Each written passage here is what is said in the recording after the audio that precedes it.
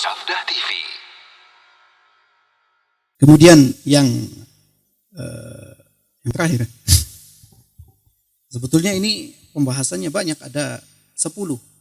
Nawaqid syahadatain, pembatal 2 kalimat syahadat. Mungkin disebutkan secara ringkas saja.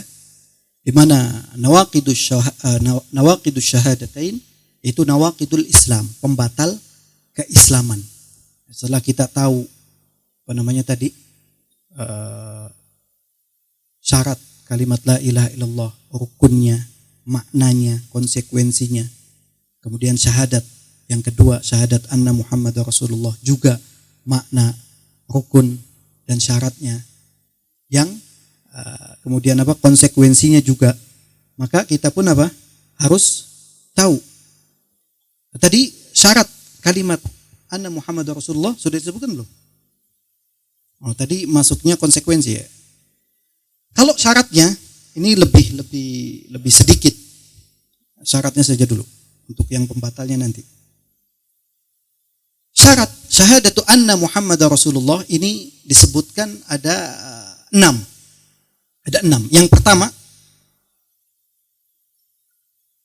sebetulnya sudah ada sedikit disinggung pada makna dari kalimat syahadat anna Muhammad Rasulullah. Yang pertama, al-i'tirafu bi risalati, mengakui dengan risalah yang dibawa oleh Nabi Muhammad sallallahu alaihi wasallam. Apa risalah? Yaitu agama, syariat Allah Subhanahu wa taala yang dibawa oleh beliau sallallahu alaihi wasallam. Tidak saja sebatas mengakui, bahkan wa'tiqaduha batinan bil qalb, dan meyakini risalah tersebut di dalam hatinya, secara batin di dalam hatinya. Yang pertama mengakui risalah yang dibawa oleh Rasulullah sallallahu alaihi wasallam dan meyakininya secara batin di dalam hati. Kemudian yang kedua, an-nutqu bidzalika wal i'tirafu bihi zahiran bil lisan. Dia diucapkan bukan hanya sebatas mengakui dan meyakini.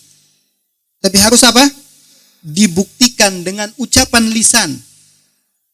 Wal i'tirafu bihi zahiran bil lisan. Makanya dikatakan mengakui secara zahir, secara lahir dengan lisannya.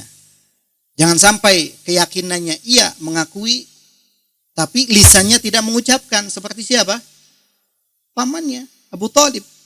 Apa yang kurang dari pembenaran, mengakui, tapi hanya tidak mengucapkan dengan lisannya. Selain meyakini, mengakui dengan hati, juga harus diucapkan dengan lisannya. Pengakuan dengan lisan. Kemudian syarat yang ketiga, al-mutaba'atulah. Al-mutaba'ah, yaitu ittiba kepada Nabi Muhammad sallallahu alaihi wasallam bi an ya'mala bima jaa'a bihi minal haqq wa yatruku ma naha anhu minal batil, yaitu dengan mengamalkan kebenaran yang dibawa oleh Rasulullah sallallahu alaihi wasallam dan meninggalkan apa yang dilarang berupa kebatilan yang dilarang oleh Rasulullah sallallahu alaihi wasallam. Yang benar kita amalkan, yang batil kita tinggalkan, yaitu dengan berittiba kepada Nabi sallallahu alaihi wasallam. Kemudian yang keempat, syarat yang keempat, tasdiquhu fima akhbara bihi minal ghuyubil madiyatil wal mustaqbalah. Membenarkan apa saja yang diberitakan, yang dikabarkan oleh Rasulullah sallallahu alaihi wasallam dari berita-berita ghaib, baik yang telah lalu ataupun yang akan datang. Kalau yang telah lalu berarti apa yang dikabarkan oleh Rasulullah sallallahu alaihi wasallam tentang umat-umat terdahulu.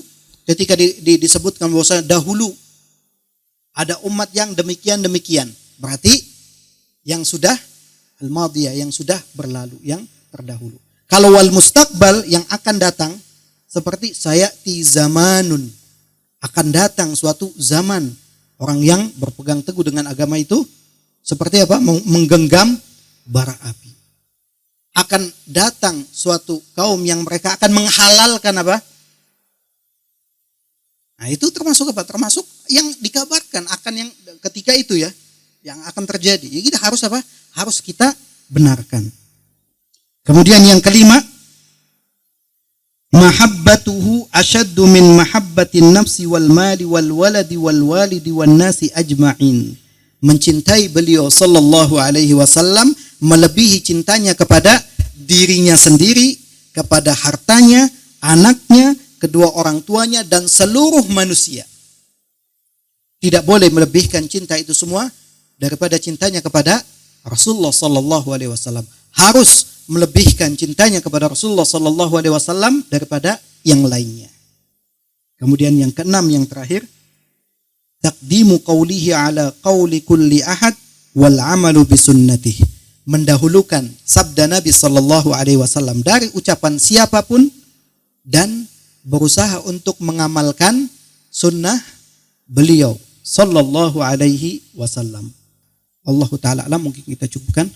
Mudah-mudahan bermanfaat bagi kita semua. Kurang lebihnya saya mohon maaf, dan kita tutup dengan doa kafaratul majlis. Subhanakallahumma rabbana wa bihamdika asyhadu an la ilaha illa anta astaghfiruka wa atubu ilaik. Wa sallallahu ala nabiyyina Muhammad wa ala alihi wa sahbihi wa sallam. Wa akhiru da'wana alhamdulillahi rabbil alamin. Assalamualaikum warahmatullahi wabarakatuh.